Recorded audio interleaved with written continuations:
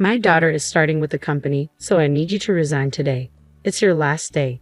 On the morning of the 20th, the president suddenly informed me that I was being let go. I was taken aback and struggled to find words. The 20th was when we paid our suppliers.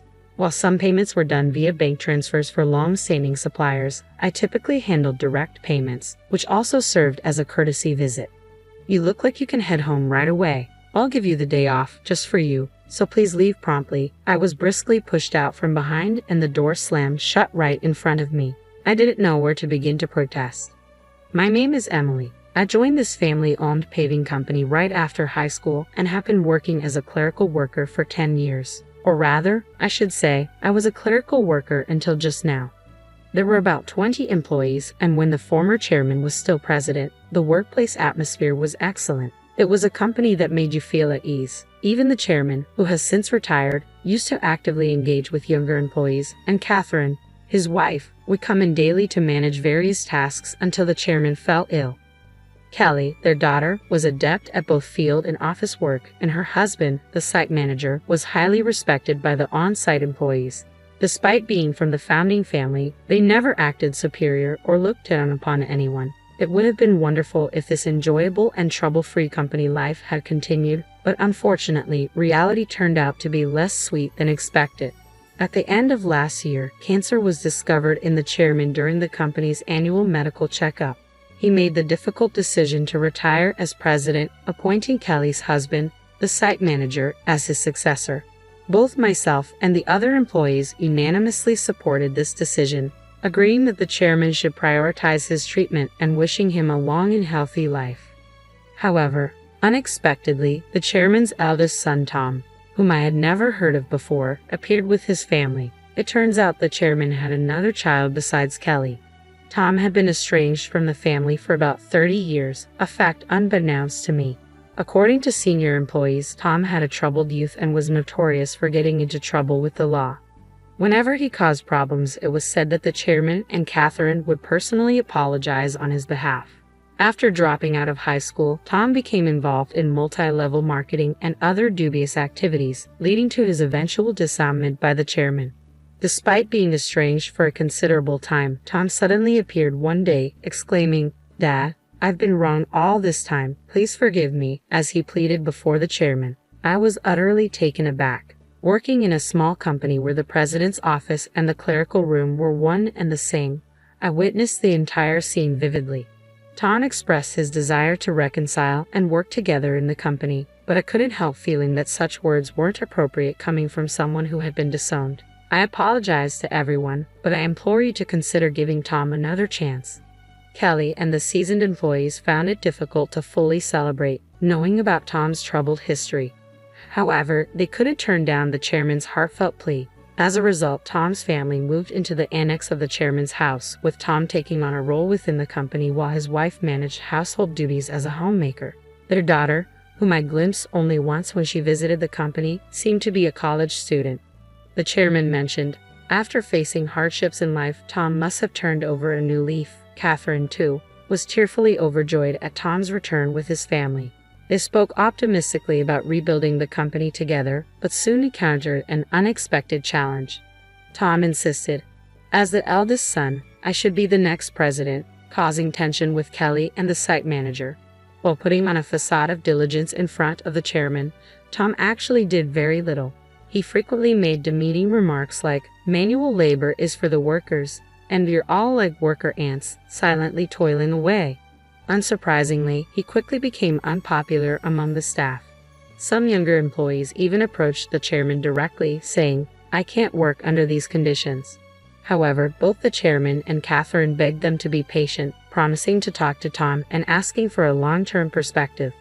Then, due to stress or other factors, the chairman's cancer suddenly worsened, leading to his hospitalization 3 months ago. It was at this critical juncture that Tom declared himself president. Employees advised Catherine and the chairman to uphold the original plan of appointing the site manager as president, but ultimately, they chose Tom, their own flesh and blood, over Kelly's husband. This decision caused murmurs of discontent among the staff, with some accusing them of being blinded by parental favoritism or senility. Consequently, the once harmonious and joyful atmosphere of the company underwent a stark transformation, descending into tension and awkwardness. As everyone realized the situation couldn't persist, Kelly began taking action quietly alongside the site manager behind the scenes. As a result, tensions began to escalate. I found myself solely responsible for the company's administrative tasks from that point onward. Previously, Catherine Kelly and I could manage our workload efficiently, allowing me to leave on time. Now, however, I'm working overtime every day, often leaving well past the expected hours. It's not uncommon for the date to change before I finally head home. Meanwhile, Tom appears to view administrative duties as leisurely. The president spends his days frequenting hostess bars, betting on horses, or gambling. I heard from others.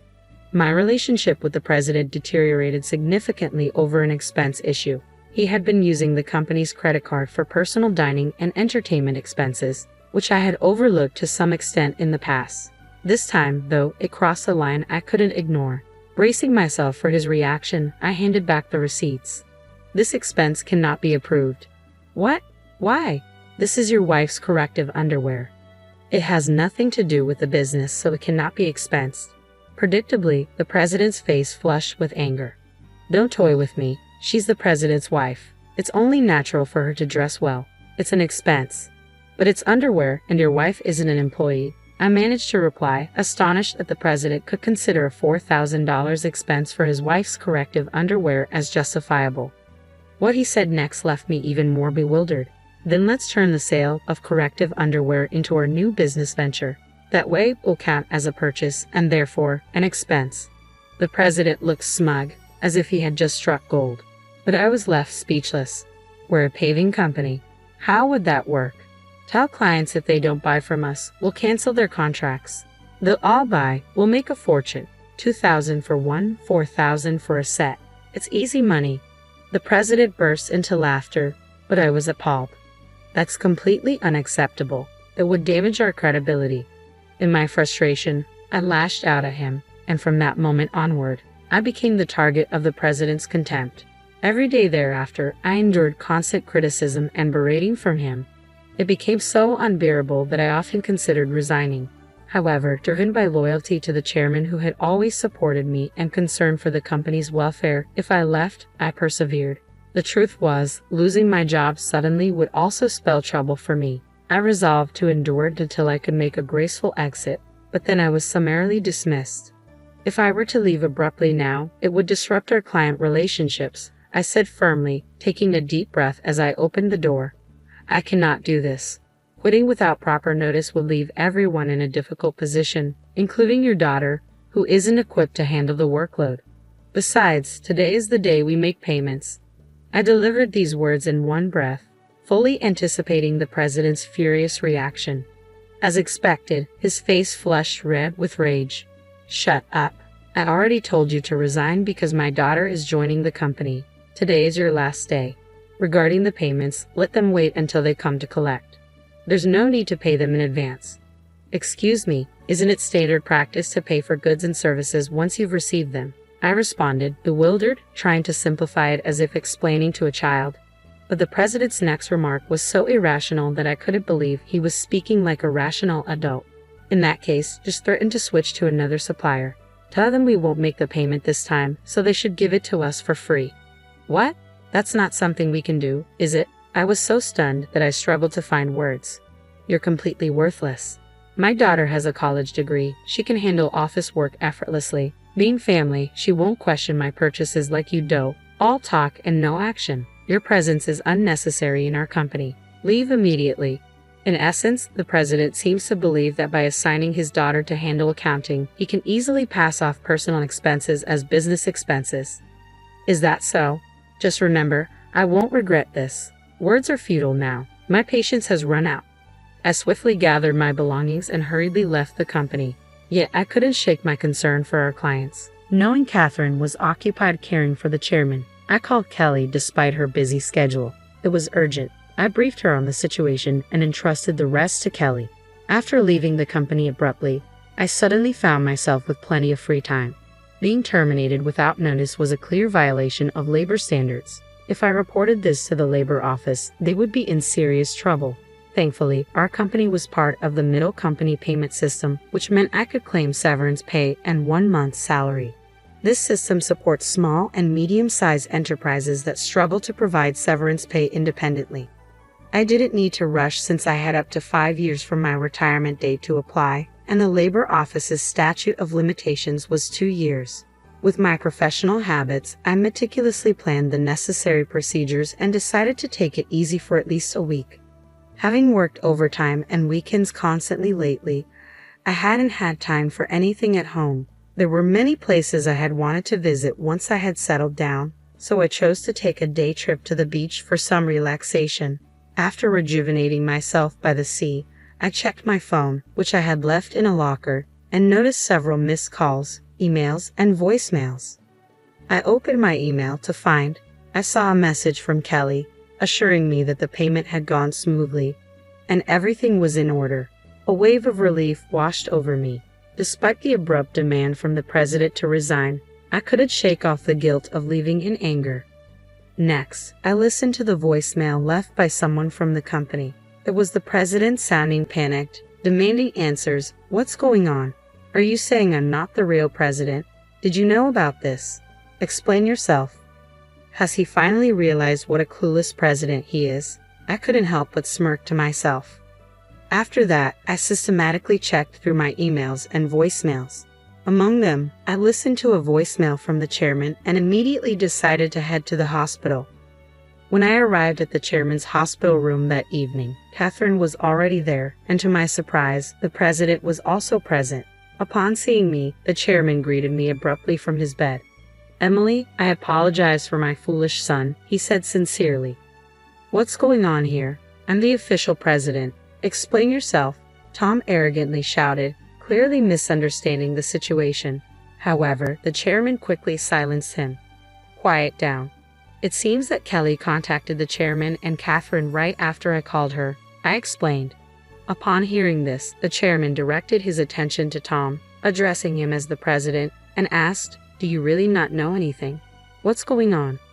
I calmly explained to the president, who was shouting without understanding the situation. "In essence, Tom, you had no legal authority. Your role as president was merely titular. This might seem confusing without context, but president is a position within the company, not a legally defined role. The individual responsible for representing the company externally with legal obligations is the representative director. This is entirely distinct from the president's title, which can be changed freely within the company. Changing the representative director requires complex procedures and is quite cumbersome. 3 months ago, when it was decided that Tom would assume the role of president, there was significant opposition from Kelly, the site manager, and veteran employees. To resolve this, I proposed a method to appoint Tom as a figurehead president while retaining the chairman as the representative director. As someone familiar with company procedures and laws for my clerical role, I devised this approach. If Tom showed genuine commitment and earned the respect of all employees, only then would we initiate the formal legal procedures. However, if Tom proved unsuitable as president, the contingency plan was either his dismissal or the company's closure, with Kelly and the site manager preparing to start anew. Kelly had doubts about Tom's ability to change. The chairman and Catherine had unwavering faith in Tom until my unjust dismissal seemed to awaken them. If you aspire to be an entrepreneur, educate yourself thoroughly and prioritize your employees. I emphasized this many times. Isn't it straightforward now? Shall we proceed with the procedures? No, it's impossible. Our company offers stocks to employees who want them, and most have taken advantage of this. Emily owns 10%, making her a major shareholder. We can't disregard her opinions, and the other employee shareholders certainly won't side with you. As the situation sank in, the president's face grew pale. What? Don't I have any stocks? None. I intended to give you my shares once you truly prove yourself as president. I'm deeply disappointed in you. You were only after my wealth, thinking I had little time left, weren't you? The chairman slumped in despair, and Catherine fell silent, her face clouded with sadness. Brazenly, the president retorted, "Ha! Of course, I'm the eldest son. What's wrong with taking what I can get? The company is mine." I couldn't forgive him any longer. No, that's not correct. The chairman holds full responsibility as the representative director of the company. Additionally, as a shareholder, I can request a shareholders meeting and seek your dismissal as president. The word dismissal made the president's face rapidly pale. You mean I might get fired? Damn. You're just an office worker, Tom, I pointed out. Emily is right. Now that things have come to this, no one will support you, the chairman affirmed. Catherine then spoke up, her voice filled with regret. Emily, I truly owe you an apology. I'm sorry for the trouble caused by my love for my son. Please tell me what you would like to do. I looked directly at the president. I don't want to work under you anymore, so I'm quitting immediately. However, I will take my severance pay, and I expect my 1 month's salary, including unpaid overtime and holiday work. I will report this to the Labor Standards Office, and as a shareholder, I will fight to remove anyone harmful to the company. As I smiled and spoke, the president's face went from pale to completely white. I continued, explaining how Kelly had been visiting clients and successfully promoting our new company. Most clients had decided to switch to the new company, and nearly all of our employees were planning to move as well. That's impossible. I'll sue you, the president threatened, almost in tears. But the chairman dismissed him. I am the representative director. You have no such rights. The president, overwhelmed, collapsed to his knees. I felt a complex mix of emotions. Mr. President, it's a shame it came to this. If you had changed your attitude when you returned, things could have been different. There were many opportunities to learn and improve, but you squandered them all. This is a classic case of reaping what you sow. Eventually, the chairman decided to close the company, leaving Tom unemployed. The president's wife attempted to sell corrective underwear, but it didn't sell at all. They were reported for aggressive door-to-door sales and were eventually arrested for running the pyramid scheme. When Kelly returned to her parents' house for an errand, she found several boxes still filled with the unsold corrective underwear. Their daughter found employment at another company, although the details remain unknown. I now work at Kelly and the site manager's new company, and I am happy every day. I want to continue to cherish my relationships with people and live sincerely.